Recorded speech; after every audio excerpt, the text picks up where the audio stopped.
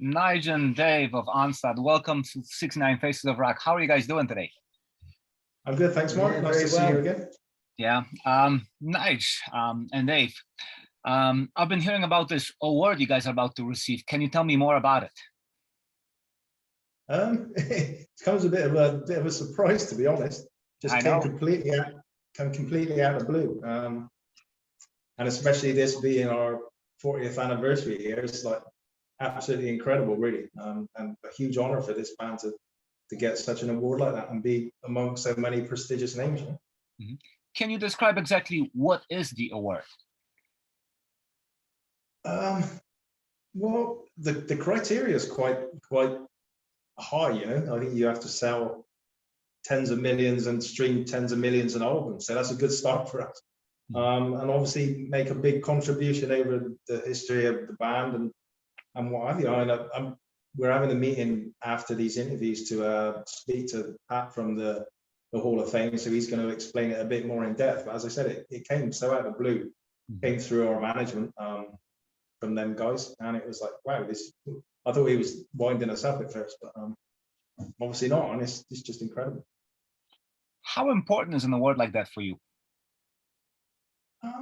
It's for me, it's a very big deal personally. I think, especially being a British band, sometimes we kind of get overlooked, or other bands seem to get a lot more attention depending on their location in the world, you know. So it's fantastic. I think it's good for the British metal scene as well, for us to get this recognition. But for us, it's huge. Now, over the last 2 years, a lot had happened in the Onslaught camp, as always.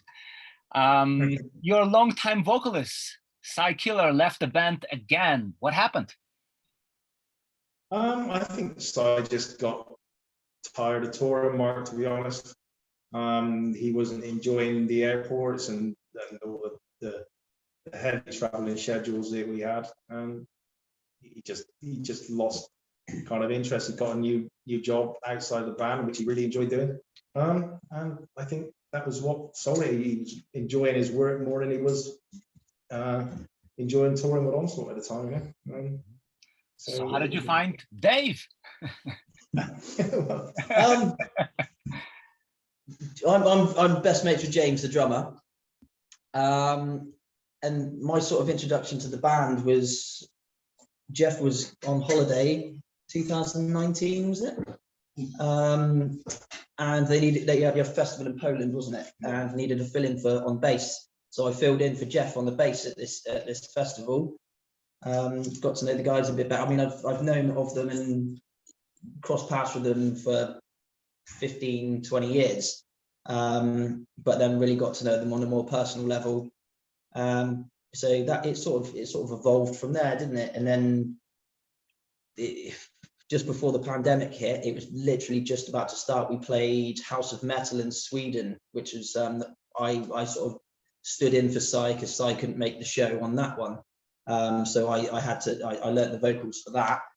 Did that show, and then it sort of just evolved from there, didn't it? I think that was when things sort of progressed into. That was the point that Cy was really sort of not wanting to do any live shows. Yeah. And that was the kind of straw that broke the camel's back, if you like. And they've done the show, did an absolutely amazing job, and speaking to a lot of fans over there, and said how blown away they were. So it was kind of the obvious route to go. We didn't have to look anywhere for a new vocalist. We had a guy on our doorstep who we got on great with. So it was just a natural thing to do, and it's worked out so well. Dave, vocally, what were you able to bring into the band? I think I brought another level of aggression to previous vocalists in the band. It's been a real learning curve for me. Sort of trying to sing. I haven't tried to copy Cy because it's with like the Force, he doesn't hit so many notes and doesn't pitch the vocals as much as he did in the live performances of recent years. So I've tried to take it back when we're playing stuff from previous albums, especially stuff off like the Force and Power from Hell. I try and sing more towards that style at the minute, just whilst I'm finding my feet, and then the more comfortable I get, I sort of add more phrasing and your own flavor. Yeah, yes, that's it. So, but I just try and push the aggression a little bit harder, just because that's where I naturally feel more comfortable. So it's been fun learning different styles of singing as well, because it's yeah, I think that's because you've actually got to hit in the high notes as well now. Yeah, I mean, there's some, I mean, especially in Metal Forces, the breakdown before the solo, that's like the one where I sort of started to push out, isn't it? And it's, I don't know what Wayne knows what note it is. It's like a high C or something that I've started. So I've really just like hit the really high pitched stuff, but I can drop right down to real sort of guttural sounds if I need it to, and I feel it sits well with the live show. So yeah, we're just experimenting at the minute and trying to push out the best live shows that we can. So, and it's getting better every show. Excellent. Now, your album Generation Antichrist was released in 2021. How did the fans react to the new singer? How did they react to you, Dave? I mean, it was really nerve-wracking for me, because personally, I'm a big fan of Onslaught even before joining the band. And I've always looked up to Cy as a vocalist as well. So to have to step into his shoes, I was obviously very nervous about it.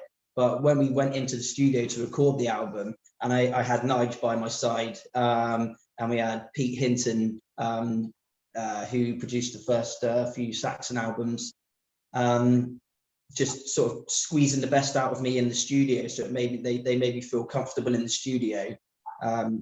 And then when it got put out to Daniel to mix, and it come back, and it was like, okay, this is going to work. So that when it was all sort of highly anticipated for me, I think, when it got released, but it was received really well. Yeah. There was no negativity towards it. I mean, honestly say there was no negatives from the fans in any way. Obviously they were sad to see Cy go, but all open arms for Dave to bring on the next phase of Onslaught, you know? Yeah. Mm-hmm. Now, also, the album came out at the same time as the major lockdown started to happen. How did that affect you? I think it benefited the album release. We made a conscious decision to release it during the pandemic, because so many bands were putting their albums off.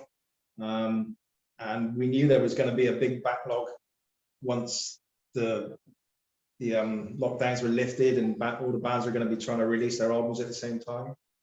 We kind of seen the Lamb of God and Testament put their albums out during the pandemic, and we thought, well, okay, these guys are doing it, there must be reasons. So we looked at our reasoning and thought, well, we can capitalize on people being indoors, wanting new music. So we decided to put it out, and it paid dividends for us, really, in that respect. Yeah. We obviously lost the live promotion angle for the time being, but the label are going to relaunch the album the end of the year. Now we're actively playing shows again, so we're going to get a second boost on the album, put another video out for it, so we get two cracks with it, which is great for us. Sounds great. Have you already started working on a follow-up? I've got a lot of ideas, yeah. No concrete songs put together as such, because we're working on another project at the moment, as this is our 40th anniversary. We're doing a special double album release later this year for that, which is going to be some re-records with Dave of old material back from the very beginning right up until In Search of Sanity.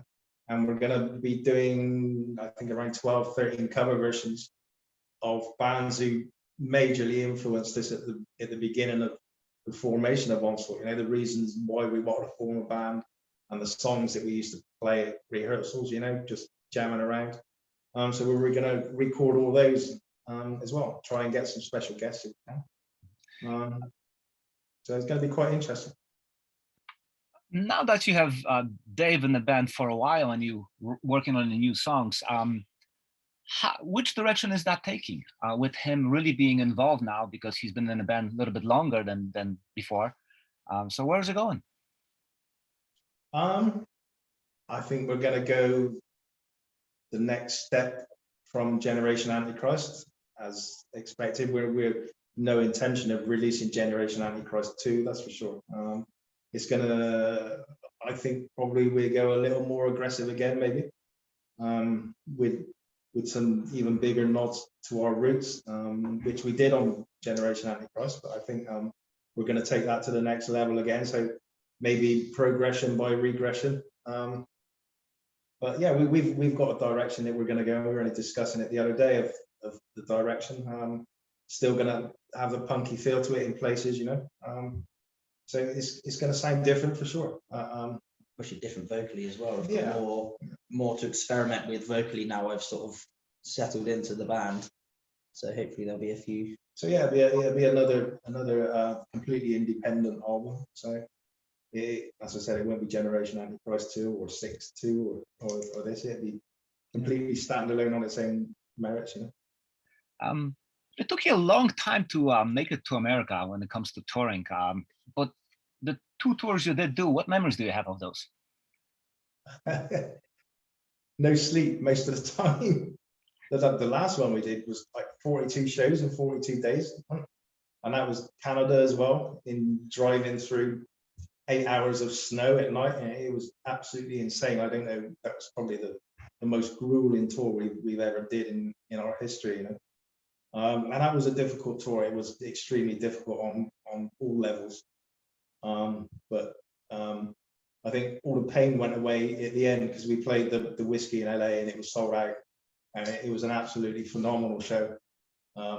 Everything could have gone wrong, but it didn't. It all clicked on that one performance, and all the trials and tribulations of that tour just disappeared on that last one show. So we kind of redeemed ourselves a little bit to live another day. But I think the first tour was great that we did with Empire of Evil and stuff. I really enjoyed that one. As I said, the last one was pretty brutal, you know. So we're a bit more careful with the planning and the personnel next time. Yeah. Well, one of the members that you included in that tour was Neil Turbin, formerly of Anthrax, on vocals. What memories do you have of working with him? As I said, we'd be very careful who we tour with next time, and I probably just leave it there. I think that's playing it very safe. I think so too. Needless to say that I did the vocals on the Whiskey show, and so yeah, we redeemed ourselves, I think. When it comes to future plans for touring in the United States, what plans do you have? Well, we're just in discussions with a new agent as we speak, which is looking very promising. He's pushing very hard to get some answers, and speaking to our manager when we get back next week. But their roster is pretty good. Seem very keen to work with the band, so it's definitely something that we're going to be looking at. I think the highly likelihood that we will go with this agency. And they seem very keen and good contact, you know, so it'll be all systems go for next year for a tour. I hope it's all going to work out, because I'm looking. Yeah, I mean, we'll do things once the Origins albums come out. We'll be touring that for a little while, I guess. So we'll be doing some key shows over here, I would expect. Finally, after 40 years of Onslaught, what are some personal highlights for you? Motorhead tour is the ultimate highlight. What we've done, you know, it broke the band in Europe particularly, and it was just an amazing experience. Incredible. Playing in China with the Backstreet Boys was kind of weird. So we've had a lot of weird things, done a lot of strange things, met a lot of strange people, you know. But you wouldn't change it for the world. We had some amazing experiences in the Amazon jungle, in Lebanon, all sorts of funny stories, weird stories, and stories you probably wouldn't believe. But it's been an incredible 40 years, I got to say. And, let's hope we can rinse a few more years out of it yet and have as much fun as we've had in the past. Dave, when you look back at their legacy, where do you see yourself fitting into that? Again, as a fan of the band, and now being a member of the band, it's a pleasure just to contribute right now to it. So I mean, I don't know, I'm still a massive fan of the band as it is. I listen to the previous stuff all the time anyway, just because I love the music. So to be a part of it is just unreal for me.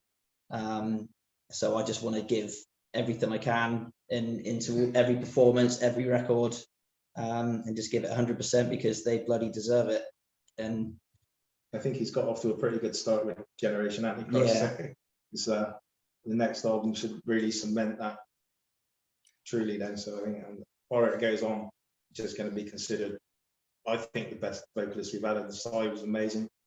Don't get me wrong, I think Dave's got the opportunity to take us to different levels. You know? And finally, 40 years. What kept you motivated to keep going for that long? Just love traveling, love the music, mate. That's yeah. I mean, I just, even now, I never get bored of travel, and to play a live show is just, there's no feeling like it, you know. Great crowd in front of you. It's just the adrenaline's just so high, like, and that's it. You just can't explain that feeling when you walk on stage to thousands of people.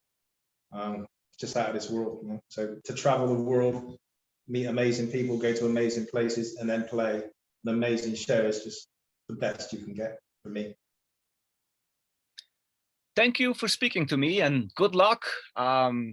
Here's to another 4 decades. Nice to see you again, mate. Thanks, Mark. I shall see you in Chicago next time, hopefully. I'm hoping that's going to happen very quick. Go on, man. Take care, Thank man. you. Take care. Bye. Bye. Bye.